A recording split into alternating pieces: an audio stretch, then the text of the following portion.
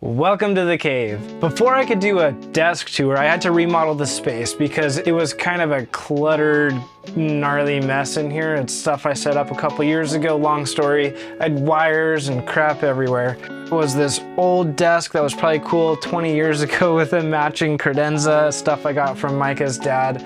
Thank you, John. It needed to go. So I actually kept the top from that original desk. I removed the cabinets and legs. I sanded it down. It only took me a couple hours really to sand it and get this black stain on here. Really a pretty simple process. I didn't have my skill saw on me, so I used an angle grinder to cut the desk shorter.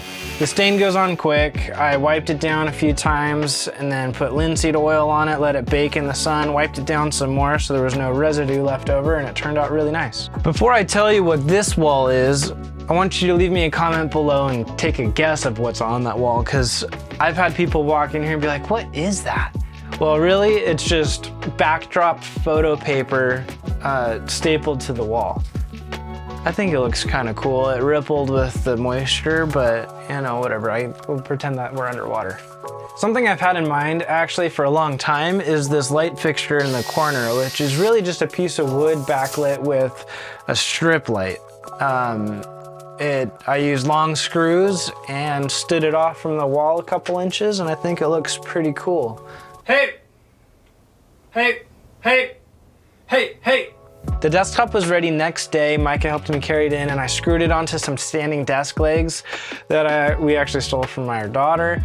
I put the permanent legs back on her desk. And this is my first standing desk. So far, I like it a lot. When my legs get tired from sitting in this old chair, I stand. The monitor arm was 35 bucks on Amazon. It's the same one we got for Mikah's desk. That was more of a test, but we liked it, so I got the same one.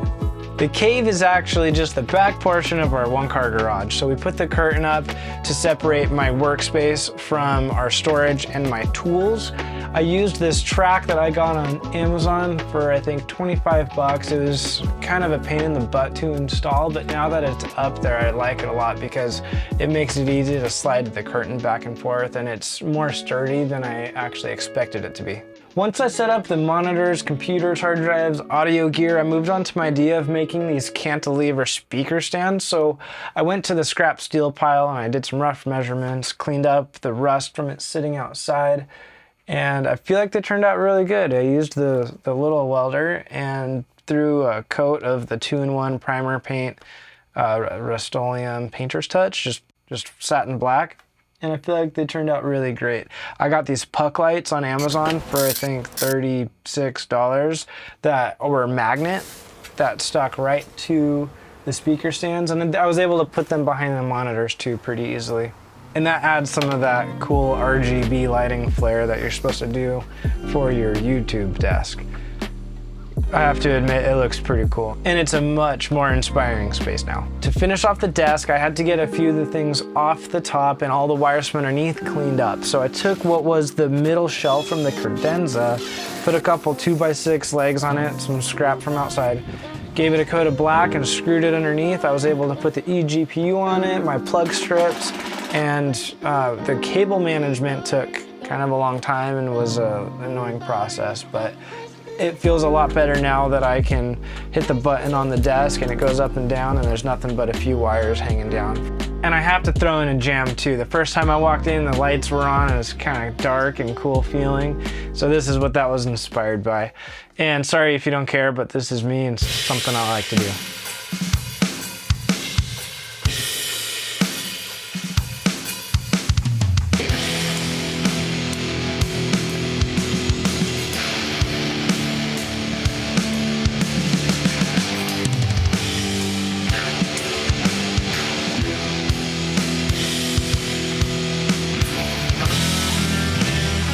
Now onto the desk tour. I guess you're supposed to talk about all this stuff. So I've got the M Audio Key Studio. It's what I use for putting synthesizers and pads and piano parts on some of the music I make. I've got this, it's a keyboard.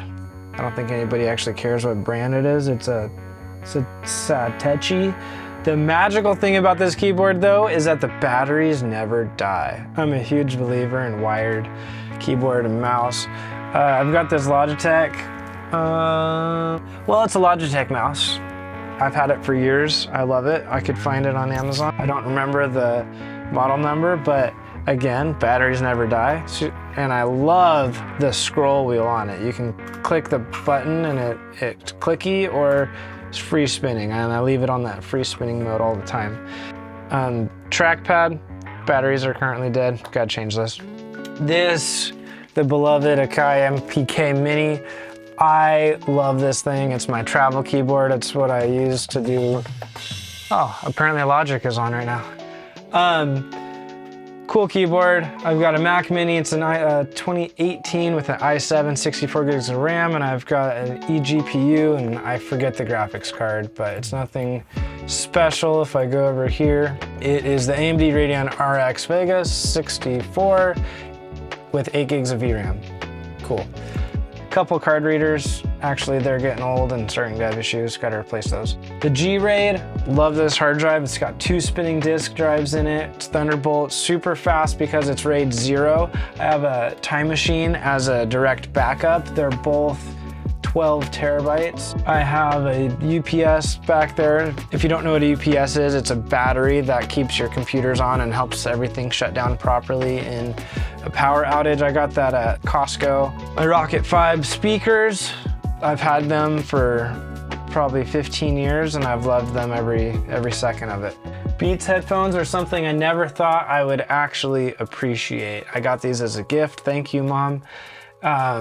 They sound great. They're super comfortable. The Bluetooth works well. I can unplug them in for my studio stuff. There is a slight delay when I'm editing video and using the Bluetooth because I edit a lot to a beat on a song. So I tend not to use them as much when I'm editing unless I'm just listening to music in the background. It's also helpful to be able to easily take a call and not have to do anything. I can get up and not have wires attached.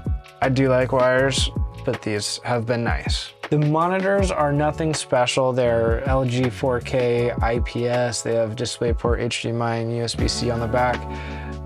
The colors are accurate. They were like 350 bucks in 2018. I don't remember the model number. That's, I think, not important in this case because you're probably getting something newer.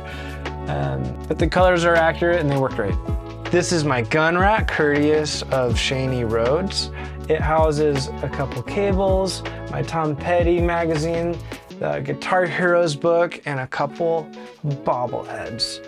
And I gotta say, when I got the gun rack from a friend, I said, gun rack, what am I gonna do with a gun rack?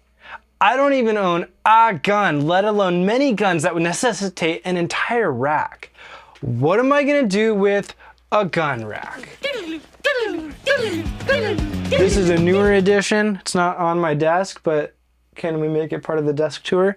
I was without my drums for so long. They're up in the attic because I don't have space. So I got this Roland TD1K, and while it's small and kind of awkward for someone that's used to a full-size kit, it has totally game changed my music making and made life a lot easier. Down here, I mean, this is my garage channel, so you guys don't care about this. It's a bunch of audio gear.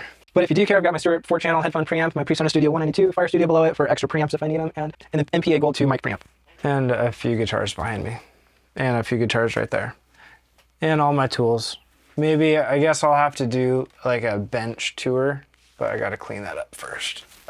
If you're in a long-term relationship or are married or have been, you'd probably understand this part. I'm trying to prove to Mama Bear in there that I can make YouTube happen. So the more of you that subscribe, the more cool videos I can do for you, doing sweet DIYs on the trucks and building things. And I also just want to do more projects, and she won't let me unless you subscribe. So please consider doing that and liking the video and leave comments if you have any questions.